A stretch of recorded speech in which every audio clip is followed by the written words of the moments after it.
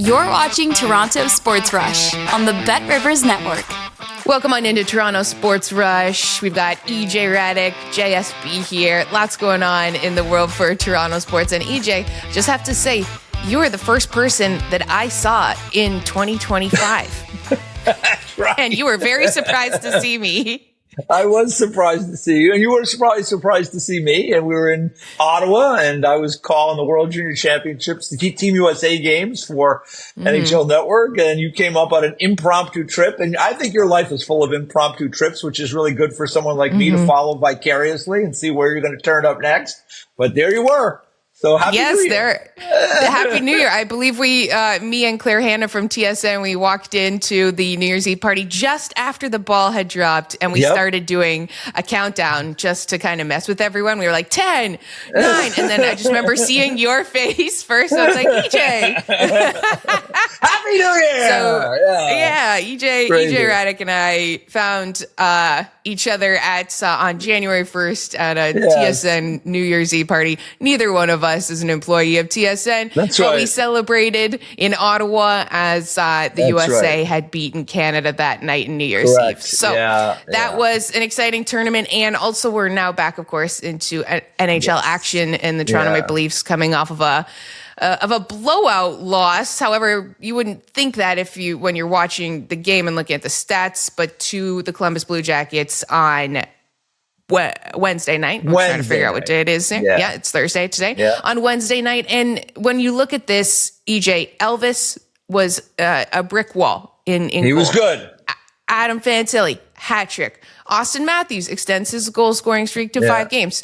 What would be maybe your biggest takeaway, your log line for the Leafs on how this one went down? Well, for the Leafs, I mean, you're not going to listen. They're in first place. You're not going to win every night. They played Hildeby, which is really their third goalie. I would get Matt Murray up there. I'm not a huge Hildeby guy at this point of his career. I think he needs more time in the minors. I would play Matt Murray. But he wasn't great. Merzlikins was really good. So, sometimes you have to write these things off and get on to the next game. They've had a really good season. They had a little adversity in the road, lost a couple games in a row, were able to right that adversity, had a really good performance against Montreal. Montreal team, by the way, that's been playing very well. They were down 3-0, rallied to win that game. The schedule lightens up a little bit moving forward. And, before this road trip, they've got a game in Ottawa, a home game against Minnesota, then they go on the 4-game trip before the end of this kind of first half that goes into 4 nations. So, I think you just write it off. It was one of those nights. It was the Blue Jackets have been a great story, right, Julie? They've been a great story this year. And Fantilli apparently paid for like 9,000 tickets for the game last night, or maybe just 70. I could be exaggerating, but I think it was like 70 tickets, which I would imagine is a substantial amount of money. And his family was there, and you know what? It was all worth it. The kid gets a hat trick, and he finishes with the empty net goal at the end of the game. So if I'm Toronto, I'm not really too concerned about it. You get on to the next one. But I would say this. I thought there was an interesting subplot, Julie, after that Ryan Reeves fight with Olivier, which was that was one of the better fights you're going to see in hockey these days. They really went toe to toe. But Auston Matthews talked about the crowd reaction. There wasn't a lot of energy. And I never love it when players start talking about the fans, especially after a loss. But watching that, I think he's right. There wasn't a lot of energy, and I was kind of surprised because that was an old school rock'em sock'em fight between those two guys. And, there just wasn't a lot of juice in the building for whatever reason after that. Usually the buildings I go to, if a fight like that takes place, there's a lot of energy. So I do think Matthews was right, but I'll be curious to see, how the fan base responds to being called out a little bit by Auston. Yeah, I think you make a great point on that there, because you would think in pretty much any other barn that would have everyone on their feet. Leafs fans, as we know, they're a different breed because it's very corporate, and probably a lot of those fans were still in the Platinum Lounge right before that, and we're just getting back to their seats. Yeah, because it was early in the game. Yeah. Yeah, like it's one of those weird things where Auston Matthews knows the crowd isn't that great. Like, the crowd is what it is. It's been like that since I was a kid trying to get tickets to go to games, like, because you just couldn't because they were just so expensive. So I found it odd that, like, it's accurate. He's accurate in his analysis, but wouldn't he be used to that at some point? So I thought it was surprising that he would mention the crowd, because that's just what Leafs fans seem to be. Well, maybe now that he's the captain, he just feels like, maybe it's a time to say, hey, here's our guy Revo out here. And like, he's been, he doesn't play all the time, but he's always supportive of our group when he doesn't play. And then when he does play, he's willing to get involved. And I mean, he took some shots in that fight. It was really like an old school, Bob Probert, Stu Grimson fight. Those guys they were firing punches, helmets were flying. I mean, and it went on for a good minute. Maybe he felt that the time was right to, mention to the crowd, like, hey, we need your help. We need more support. We need you to be more engaged. But that's, like I said, I'll be curious to see if how they react, if at all. Maybe it's just one of those things that goes under the radar. But, it was interesting that he would point that out after a game like that where they ended up losing, 5-1. Right. I think you do make such a good point there with the fact that he is talking to the fans and that, like, hey, look, we're doing what we can on the ice, like, every single night. We need your energy. Like, if you want us to win the Stanley Cup, bring us along there with you. Like, I just think back to when I covered the Olympics in Tokyo and there were no fans in the stands, and how different it was for those athletes because they didn't have that kind of energy exchange. And I noticed it instantly. Like, they didn't, you ride so much of the crowd and you can feel it, right? Like when we're at the Garden for the Rangers, like when Matt Rempe's out there dropping the mitts or he's on the ice, or like the Rangers have a good shift, people are standing and cheering. I mean, things haven't been that great. When he's just on the ice, you're right. I mean, and those are the type of guys. I mean, and again, Ryan Reeves has been around a long time, and he's not like a big part of this team in terms of playing every night and being a real contributor in that way. But again, you listen to Auston, and he talks about, hey, the nights he's not playing, he's right there supportive of us, and he's a big part of our group. And when we need him to step up like that, he does. So, like, those kind of guys usually are the energy guys for, teams and in buildings. I can remember years ago when I was down in Dallas when they first got there from Minnesota, and Shane Sherla was like the biggest star on the team because they didn't really know a lot about hockey in Dallas in the early 90s, but they knew about fighting. And, and so Shane Sherla ended up being like really like, one of the most, popular players in Dallas. So, it was, like I said, I think it was just interesting because, I always find it interesting when the players talk about the fan behavior, and usually it's not always what you're hoping, because the fans can turn around and say, hey, you lost 5-1. Maybe play a little better. I mean, fans could say anything they want because they're fans. But, we'll see how their fans react. Maybe the fans will rally behind Auston and say, we got to get in this more. We're in first place. The team is playing well. So we'll see. Right. It would be good to see, them say like, okay, all right, let's follow his lead. Let's be better. Let's be better fans. This is the closest and best we've looked in a really long time. Yeah. Let's not mess up. And let's not be a detractor to what's going on the ice. Let's get out of the Platinum Club. Get out of the Platinum Club. Get into your seats. Get out of the Platinum Club. Get in your seats. Yeah. Keep your head up. Stick on the ice. Let's go. Let's go, boys. Come on. There's plenty of time after the game to drink. You don't need to be drinking during the game. And, all right. Oh man, that Platinum Lounge it's like its own nice. Narnia. It's like nice. It's so hard to get into and everything like that. Okay, so Matthew Knies, I mean, he has been incredible. I love watching this guy. He's got such a great vision, but he left last night with an upper body injury in the second period. He's dealt with upper body injuries in the past, even just this year. How much of a concern is this, do you think? Well, I mean, they didn't make it sound like it was going to be a lengthy timeout, but I guess we'll find out more as we move forward. And as I mentioned to you, the schedule is favorable in that regard because I think it's 6 games before the break, and they're kind of these next couple are spread out. So if it's a short-term thing, he's got they got Ottawa coming up, and then Minnesota, and then that trip. So, if it's a short-term thing, maybe he misses the game against Ottawa. Maybe he misses 2 games.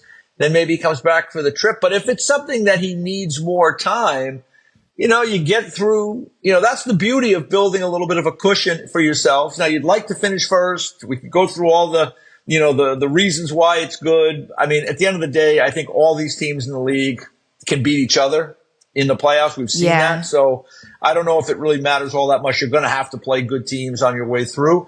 But the bottom line is they built a cushion, and if they need guys to take time to be healthy, then they got to give them that time. I mean, it's worked out for, like, Stolarz has time because they built up a cushion. Wallace played well. Like I mentioned earlier, I'd rather have Murray than Hildeby. That's just me. But, they don't have to rush Stolarz back. And so that's the case, I would say, with Knies. And I agree with you. Matthew Knies has really broken out this year. He's had some really highlight reel goals to speak of. So, they got to make sure that he's going to be okay and healthy because they'll need him, obviously, down the stretch and into the playoffs. Right. And to your point, same thing with John Tavares as well, and having this cushion and being able to have guys sort of take the time they need to be healthy, get healthy, and not have to run themselves ragged. And when just to wrap up on this Columbus game, watching it, it's like the goals they gave up were just, some of them were just so bad. Like Dennis Hildeby, as you mentioned, I just don't think he should be a goalie there. I just don't think he should be the goalie. And seeing so many, even defensemen, like in the shot of goals against, like it just looked so sloppy in the back end on a couple of those. And I mean, they're just giving away goals at the beginning of the game. And it was, I'm like, I don't know. I just feel as though that seemed to be a glaring issue. Yeah, it wasn't their night, and it was the Columbus team that has been bad on the road. I mean, they've been really good at home. They've been bad on the road, and they came in determined to have a really good performance. I mean, they're feeling it right now in Columbus. Their team is in the playoff mix. They've had a good run. They had won 6 in a row, and I think there's something like 7-1-2 in their last 9, something along those lines. So, like they're in Carolina for the game Thursday night. It's a tough back-to-back, so they probably were really, really ready to play, on Wednesday night, and their goalie gave them a really good performance. And, that's the difference, Julie, on most nights. You're at a lot of games. I mean, I see you at the Garden, you're at different places, watch that. Like, this is a long season. It's 82 games. Some nights, teams are just, it's going to be their night. And whenever you get goaltending, I mean, it makes such a difference. I mean, Montreal, I was talking about it on our show yesterday for the NHL Network about, like, wow, they've turned it around. Like, what's the difference? And the difference is they're getting more saves. I mean, that's the biggest difference. Right. Obviously, everybody else is playing better, and players gain confidence in their game when their goalie plays well. So, I thought last night was a great example. Like, Merzlikins played really well. Hildeby didn't play really well. The Leafs kind of lost confidence in that game. The Blue Jackets, who had a lot of energy this season, gained confidence, had the lead, played well with the lead, able to extend the lead and eventually win the game. So for the Leafs, you've had a good run this season. You're in first place. You've had some injuries. Just get on to the next game. You're going to have a nasty Ottawa's going to be in a bad mood. They just got beat the other night by the Rangers 5-0. That's always a nasty game. Get focused on the next game and, try to finish as best you can over these next 6. And then you get to the break and you can take, reassess at that point and hopefully get some of these guys back. Right. Battle of Ontario always is a nasty one. Ottawa, Toronto. And when I was younger, I dated a Sens fan, and I was a big Leafs fan growing up. I'm subscribed to fandom. Hold it. What is that like? Like, I was always a big sports fan, right? But I never dated somebody. Like, growing up, I was a Yankees fan. I still am, and I rooted for the Green Bay Packers. Like, I never dated a Bears fan, or I never dated like a Red Sox fan. Like, what is it? Give us the inside story. What is that like? It's like a deal breaker at most points. Even when I first met my boyfriend at the time at Queen's University in Kingston, Ontario. Yeah. So there's a lot of Ottawa fans there. There's a lot of Toronto fans there. Yeah. And he said when we met, he talked to his friends afterward being like, she's a Leafs fan though. Like, Like almost as if, after meeting me, like, is that the deal breaker? And we did go to one game in Ottawa and we agreed ahead of time, like handshake, like whose ever team wins, no gloating allowed. Okay. Yeah, okay. And I remember being like, and then the Leafs won in a shootout. And you were gloating. You were gloating. I was unbearable. Yeah, I was just like, I was like, in your face, like just dancing around. And there's also so many Leafs fans that go to Ottawa. Like it is aggressive. It's like, I think because back in the day, they played each other so much in the playoffs for me, my formative years of growing up, that there was just, it was always Leafs Sens. And it was always Leafs beating the Sens in the playoffs in the first round that kind of formed in my mind of that rivalry. But I wouldn't recommend it at all. It really hurts. It really hurts a relationship. If you find, if you find yourself dating someone with the rival team, like just end it. Just don't go down that path. Yeah. It's never going to work out. But back to some other news and notes going on around the league. We'll talk about my dating life another time. But I appreciate that because like it is, like I see these people in the stands sometimes with the different jerseys sitting next to each other. And like, there's levels of fans, right? There's levels of like, some people are really intense. And, when I was younger, I was pretty much more intense about it than I am now, years later. But yeah, I just don't, I think you're right. I think stay away from that if you can. Yeah, can get a little nasty, right? Looking around the league, EJ, lots of eyes on JT Miller and what is going on there. What can you tell us maybe about the latest of what you think's going to happen with him? Well, I mean, I'm not there in Vancouver to see Anatako on a day-to-day basis, and we just follow the news that comes out of there, which is, whenever there's a story that percolates like that, I would say in any major hockey market, certainly in all the Canadian hockey markets, right, it gets, that fire gets turned up pretty high, and when the team is struggling, it makes it even worse. I think that there are teams that are, talking to Patrick Allvin and Jimmy Rutherford about acquiring JT Miller. I mean, JT Miller's got a significant contract and has got certain protections that he would have to agree to. I think we've heard a number of different names, whether it be the Devils or the Rangers or the Islanders, and there's probably several others. I mean, JT Miller's a really good player. And as I've said before about him, the things that make him a really, really good player that helps you win in big moments are the same things that probably wear people out sometimes. So, it's like anything, there's no perfect situation. So, I think the Canucks are listening for sure, but it's a tough trade to make for them because, people know that, they're trying to maybe move somebody out under, I don't want to say it's a damaged asset, but it's certainly, everybody knows the story, right? We're talking about it here. And I'm sure the people that are, the teams and management groups, have even more insight to it. It's just a tough trade to make. And if you're the Vancouver Canucks, I mean, you went to the second round last year, Game 7.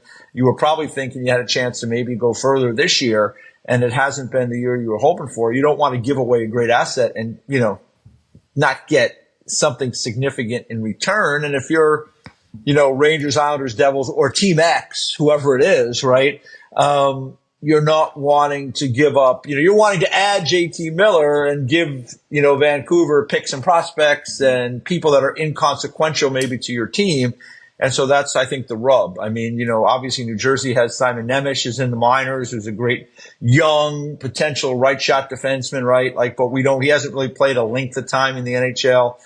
If they give up that, what else do they have to give up? And do they want to do that? The Rangers, we've heard about, Lafreniere, a lot of different Schneider, packages, right? Yeah, and the Islanders have, young players that were part of, Danny Nelson was part of the World Junior team. Brock Nelson's, kind of, at the end of his, contract this year.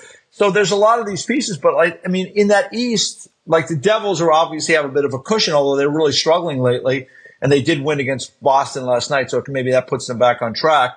The Rangers and Islanders are out of it right now, trying to kind of hang around. I mean, maybe they're not interested in giving away those kind of pieces. So to get back to the question, I just think that, it's a tough trade to make. And I think Vancouver's in a pickle because, it seems like they want to try to move him out of here, but like you just can't give him away. He's too good a player. It's very true. And I mean, especially with looking at the Rangers and how so many people have wanted him back, but then the Rangers have been sort of this, wait, are we going this way? We're going that way? Or, we're not bad anymore. Yeah. We're good. Like, that's a tough one to navigate, but, let's get on to some news of Connor McDavid. Of course, 3-game suspension. He'll miss games against, obviously Washington, Vancouver, and Buffalo. Comes back Monday against Seattle. Some of the Oilers had different things to say about this, like Leon Draisaitl and Corey Perry sort of upset about the fact that maybe he got this suspension or the fact that, star players need to be protected. But for what he did, what do you think about the fine? Well, I do. I mean, there's two things can be true at the same time, right? Like the fact that, Connor McDavid doesn't get as many calls as he probably should, seeing he has the puck on his stick more than almost anybody else in hockey. So he should probably draw more penalties than he does. And at the same time, I don't think, we're not in the era where you can cross-check somebody right across the chops anymore. So, and I think it would have been 2 games, but he had been fined or he had some other things on his, on the docket. I think he had just had an incident in Minnesota where he gave kind of a sly elbow to a member of the Minnesota Wild it was a TNT game and it got broken down 6 ways to Sunday in super slow motion. So, unfortunately for Connor, if you're going to do those things, Connor, do them in those games, where it's not on national television, where they don't have that many cameras in the building. Do it at home. That's probably better than doing it on the road. Yeah, get it out of your system. I don't know. And that game might have even been in Edmonton. I'm not even sure, but it was a national TV game. But the bottom line is, I mean, we saw Matthews get suspended a couple years ago, right, for the hit on Dahlin with a cross-check to the head. I mean, it was a similar thing. You hate to see Connor McDavid get suspended because he's such a fantastic player.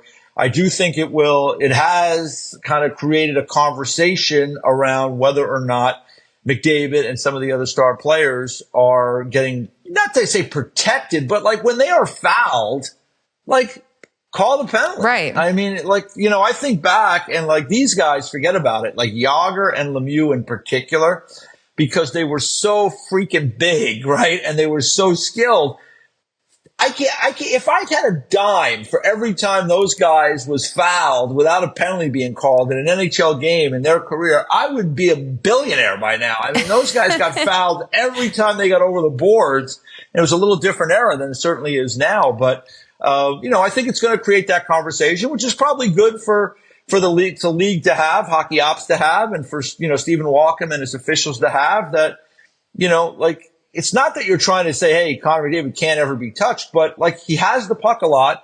And if he gets fouled, there should be penalties called, or at least more on a percentage basis that are getting called now, because you watch the games, Julie. These guys have the puck on the stick. They're still getting hooked and held and banged around. If there's a foul, you should call it. Right. It's a great point. Egregious error like that. No one is above the law. Checks and balances. We got to be able to hold people accountable for the actions. Especially when it's so blatant cross-check that he had that, he can't just get away with that kind of stuff. I believe what you're saying. How about that Myers cross-check too? That was, I got a good look at that yesterday for the first time. And I was like he just cross-checked him right in the face. There was nobody there. And Myers is way bigger. Just grab him. Massive. Anyway. Yeah. Listen, it's amazing these guys are. There's a lesson to this, Julie, is like I found even at the really remote beer league level, is that if you punch somebody as hard as you can in the face, you probably get a 5-minute penalty. Soon as you use your stick, you're into suspension territory. So, if McDavid would have just punched him or Myers, these guys wouldn't have got suspended for that, I don't think. But when you use the stick in that manner, it's always going to it's going to draw everybody's attention. So We'll see what comes of it. But I hate to see Connor miss time because he's just a lot of fun to watch. Well, EJ, I need you to be coming out to my beer league games because I got cross-checked last year and there was no suspension for the dude from the team, the Americans, by the way. We have dirty players here too. I got a conky from that one. too. Yeah, okay. So that's not good, Julie. And they didn't even blow the play dead. Everyone was hacking at the puck like underneath me as I like lay there like, oh my God, I think I broke my neck. And everyone's just like hacking at me. I was like, stop it. Julie, you need on your team. You need an enforcer on your team. So let me know when your next game is, because I'm always happy to help. You can come scout, come report. Come. We need I'll come with something else, and it won't be scouting and reporting. I take care of my teammates. Actually, you got to come play. That's right. Okay, I'm glad that we've developed this now, and great stuff, EJ. Awesome analysis, and appreciate everything you've said on the Leafs. We look forward to seeing them play the Senators on Saturday, and in the meantime, we'll see if any other exciting news drops as we look ahead also to the Four Nations face-off. Thanks so much. This is Toronto Sports Rush. EJ, JSB. We'll see you next time. Thanks for watching Toronto Sports Rush on the Bet Rivers Network.